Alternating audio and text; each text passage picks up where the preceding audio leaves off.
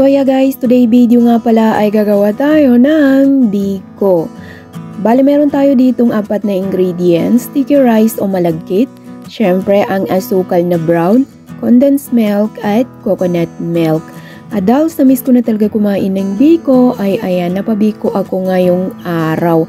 Actually may nabibili din naman dito na ready-made na biko, kaso gusto ko ako talaga yung gumagawa kasi may nabibili na sobrang tamis at may nabibili na hindi masyadong matamis. At gusto ko ako yung gagawa kasi tama-tama lang yung gusto kong tamis at gusto ko syempre masarap.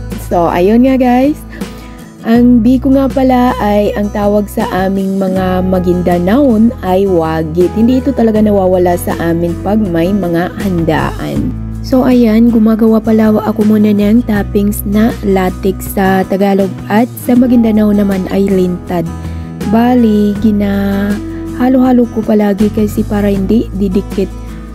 At nilagyan ko pala ng maliit na kutsara para hindi tumatalsik-talsik. So ayun nga guys, at the same time nagsasaing na din ako ng kanin at pagluto na ay magme-melt na tayo ng asukal.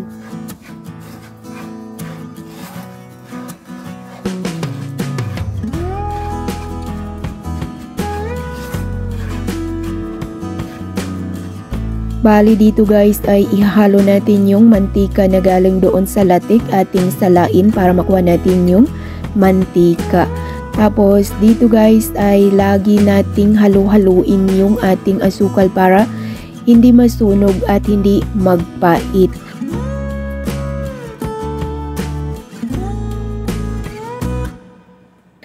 At pag melted na ang ating asukal ay ating ihalo yung malagkit na kanin.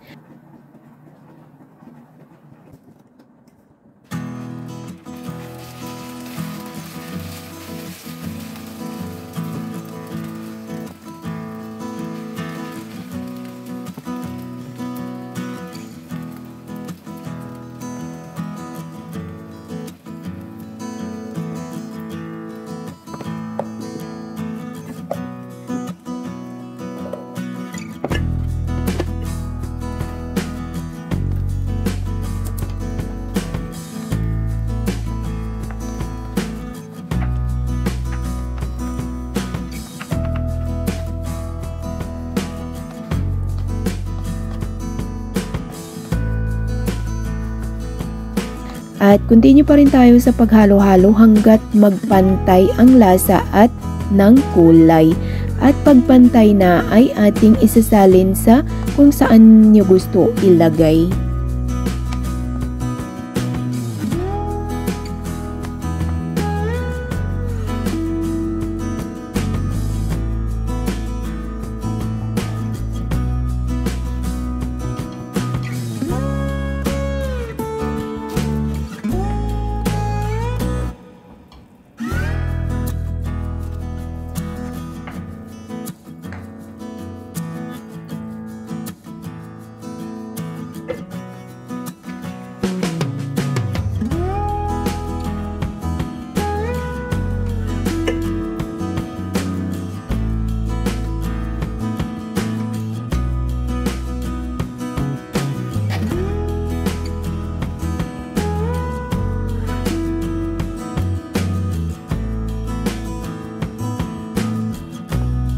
Bale, ito yung susunod na gagawin natin guys, ang toppings. Bale, ito talaga ang nakakadagdag ng sarap ng ating biko.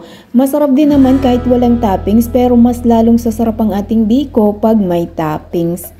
Bale, dito guys ay para na din tayo gumagawa ng yema, pero wag lang kagaya ng lapot ng yema. Baka hindi na natin spread kung masobrahan ng luto. So, ganun pa rin guys, halu-haluin lang din natin kagaya ng kung paano tayo gumagawa ng yema para di masunog at para di didikit at para magpantay. Bale, pag medyo malapot na ay atin nang ilalagay yung latik na ginawa natin kanina.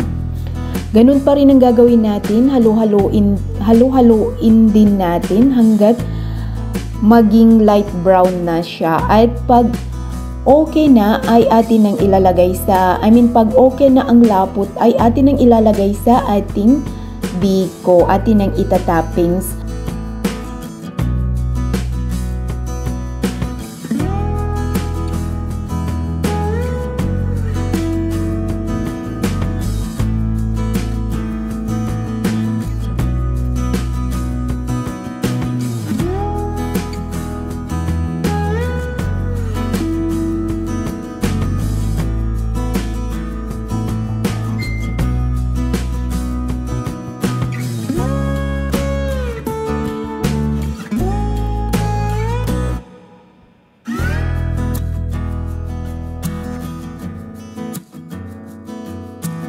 At marami kaming chocolate dito sa bahay, kaya heto, nag-grate ako ng chocolate guys para pang sprinkle ko na din.